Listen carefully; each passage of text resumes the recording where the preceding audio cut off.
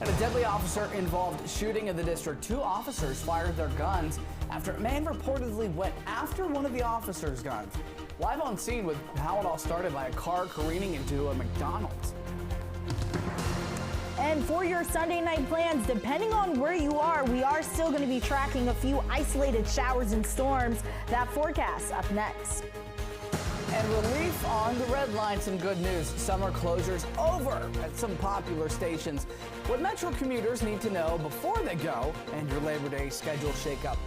Plus, spokes and savings, how one DC group hopes to influence car-free trips with a free family event rolling down city streets. You're watching the station covering all of the DMV.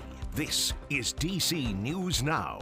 Good Sunday evening. Thank you for joining us for DC News Now at 6 o'clock. I'm Ben Dennis. We begin tonight in Virginia. Arlington County Police responded to an attempted robbery at the Pentagon City Mall this afternoon. Police say 3 suspects went inside a store, broke a display case with hammers. Suspects also deployed a fire extinguisher inside. Officials say the suspects left the scene. They ran off. The investigation is ongoing. All right, turning now to another top story. 2 D.C. police officers are on administrative leave tonight after a deadly shooting this morning in Southeast. It happened at the McDonald's in Anacostia. That's where our Dave Laval joins us on site live tonight on Marion Barry Avenue with the latest information. Dave, what have we learned at this hour? Well, good evening to you, Ben. We have not been told the names of the 2 officers who fired their weapons or the suspect killed. Police do say all of this started around 5:30 this morning. Officers responded to a call. Someone struck a side of the restaurant with a car and it caused minor damage. The suspect was still in it, but unresponsive. Officers saw a gun in the car. The suspect woke up, then placed the gun in his lap. Officers ordered the man to drop the weapon, and as they approached the car with their guns drawn, police say the suspect grabbed one of their weapons. The officers shot the man as efforts to save his life failed. Police Chief Pamela Smith addressed reporters just after the shooting. This is yet another reminder of the daily dangers that our officers face protecting the residents and the visitors across the District of Columbia. The officers had their body cameras on at the time. The mayor is required by district code to release the video within 5 business days. The police department's internal affairs division is investigating the shooting while the U.S. Attorney's Office will conduct its own review of what happened here this morning. We're live in Anacostia in Southeast. Dave Laval, DC News Now. All right, thanks to Dave. Across the river in Virginia, the Stafford County Sheriff's Office says that somebody was stabbed in Fredericksburg. Officials say it happened at the Exxon gas station on Warrenton Road. The victim sent to the hospital. No word on their condition, but we have just been told police say they have a suspect in custody. All right, D.C. police say that they've arrested a man connected to a deadly stabbing in Southeast. This happened Friday. Officials responded to South Capitol Street around 4:30 midday. It's there they found Tiffany Parker. She was inside the home, stabbed. Police have arrested and charged Adrian Morgan with second-degree murder while armed. All right, turning now to your forecast, 6:03. I cannot wait to step outside tomorrow because it is going to be picture perfect, Brittany. Yeah, it's going to be gorgeous, Ben, as we head through the rest of the week. We're talking fall-like temperatures returning to the DMV, and it is the first day of September, welcoming in a new month, but we're also welcoming in a new season in terms of the meteorology world. Today is actually the first day of meteorological fall, and we're going to get those fall-like temperatures as we head into portions of the work week. So satellite and radar right now showing you the overall picture.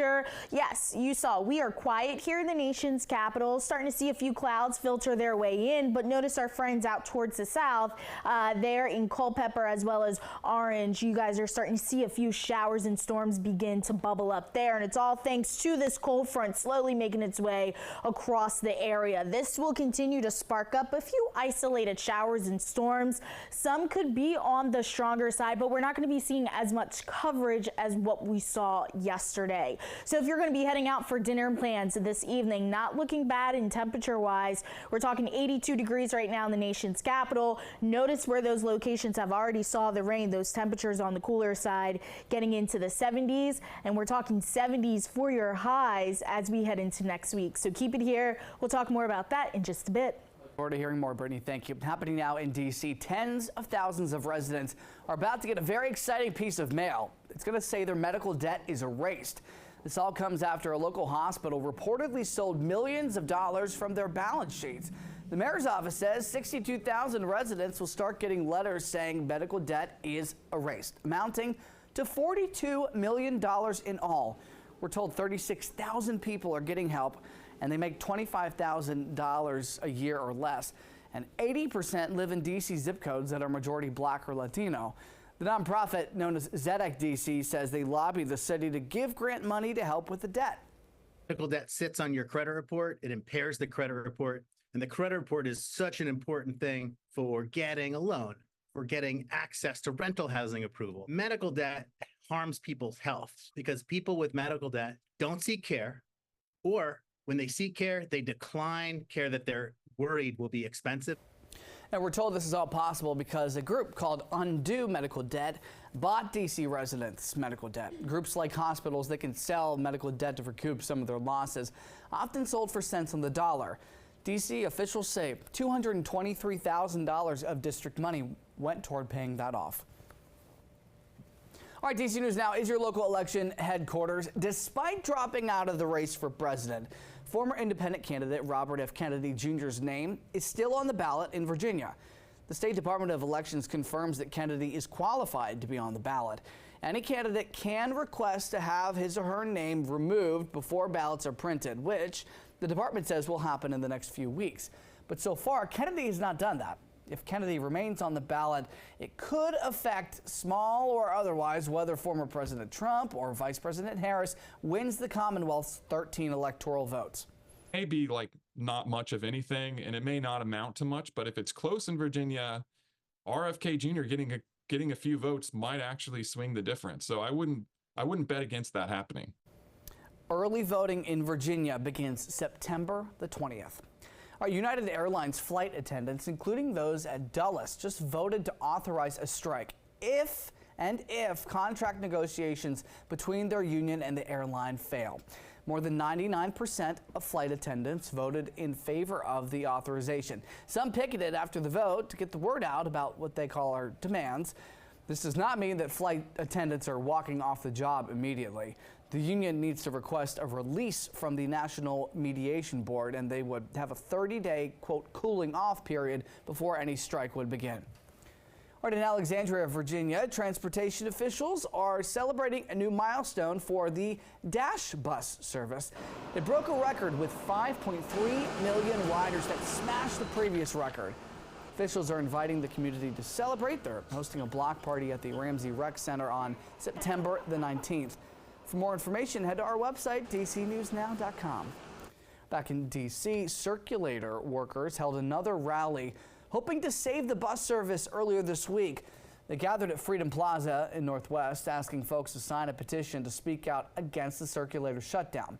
Last month, DDOT announced it was phasing out the circulator by the end of the year. It'll leave riders without the convenient $1 a ride bus route within the district, and that'll mean 300 workers will be out of a job. Cutting our jobs after telling us that we have a 5-year contract 8 months later is something different. We got older people that work there that can't get jobs now. We got people who've been there for 18 years that has a hard time trying to cope with finding another job. Meantime, DDOT says the shutdown of the service is due to budget reasons. Well, sigh of relief for Metro riders now that 4 Metro stations are back up and running on the Red Line. The stops reopened earlier today after months of being shut down for maintenance. Our Tosin Fakile tells us what updates you'll see next time you're at any of those stops. Some of the maintenance work riders may be able to see and some they won't, but repairs included many things from replacing thousands of feet of rail to installing fiber optic cables for communication. Now in June, Metro closed down Glenmont, Forest Glen, Wheaton, and Silver Spring stations for some rehabilitation work. This is video of Silver Spring now reopened. Metro says some of that work crews did include replaced 6,500 feet of rail, cleaned 40,000 feet of track bed, replaced insulators for electricity around the third rail, replaced 183 track signs, repair sidewalks, and worked on escalators. Now, during the closure, part of a new Purple Line mezzanine was built at Silver Spring Station. Metro says Silver Spring will still be an active construction site for the Purple Line, and there'll be scaffolding on site until 2027. And later this year, Metro says it will install new digital passenger information displays on platforms and station entrance digital screens at Glenmont, Forest Glen, Wheaton, and Silver Spring stations. For now in the studio, I'm Tosin Fakile. Back to you. Welcome news there. What about your commute tomorrow? Metro trains and buses are going to operate on a Sunday schedule for Labor Day. Trains will run every 6 to 12 minutes for most of the day. For Metro Access customers, all subscription trips on Labor Day will be canceled. But those customers can still call to reserve a trip that day. Parking, meantime, that's going to be free at all Metro garages and lots for the holiday. Well, there is a mural in D.C. that is showcasing how NASA is working in every part of our everyday lives. Metro unveiled the painting. It's known as Satellite of Hope at L'Enfant Plaza. It illustrates how the technology from NASA is helping people around the world. You can see the mural for yourself. It's on D Street in Southwest. In Southwest to celebrate DC Jazz Fest. This year marks 20 years of the event, 2 decades. Featured performances by rising stars and world-renowned artists. Organizers say that they hope the event brings together diverse communities and advances jazz and music education for people of all backgrounds.